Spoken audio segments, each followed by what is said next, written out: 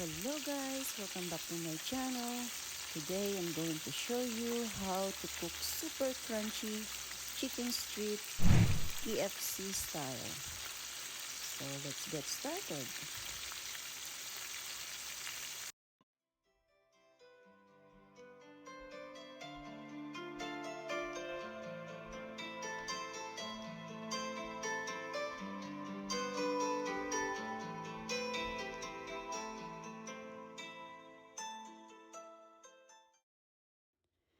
Start with the chicken. Cut it lengthwise and 2 cm thick. In a mixing bowl, marinate your chicken for 1 tablespoon paprika, black pepper, and some onion powder. 1 tablespoon of salt, and 1 cup of ginger ale or any pop soda. Mix it until it's blend all together and add some lemon juice. Marinate for about 1 hour or so. The longer marination, the better result, is more flavorful. After marination, break 1 egg and add 1 cup of all-purpose flour. Give a very good mix. Make sure that everything is well mixed and blended together. And after, add some ice. The purpose of the ice is to make your chicken strip more crunchy. And set aside. Let it cool down and relax your chicken strips. Meanwhile, in a bowl, 1 cup of all-purpose flour, season with 1 tablespoon of paprika, some black pepper, and onion powder.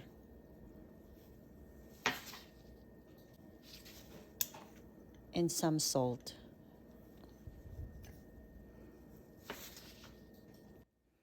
And then now, mix it well.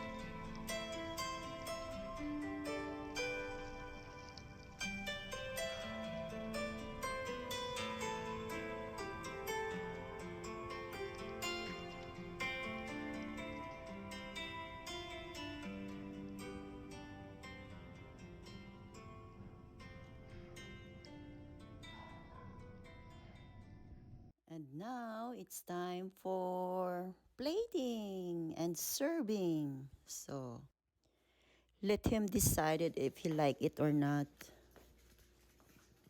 Oh wow, looks good.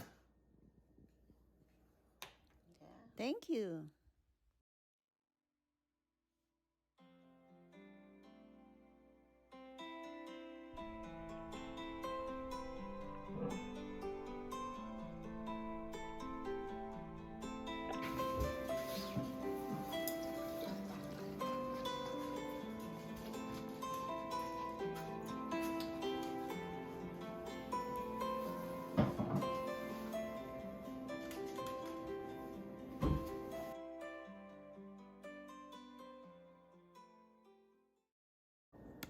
Hope you guys like my video. Please like and subscribe. Hit comments below and thank you for watching. See you in my next recipe. Bye.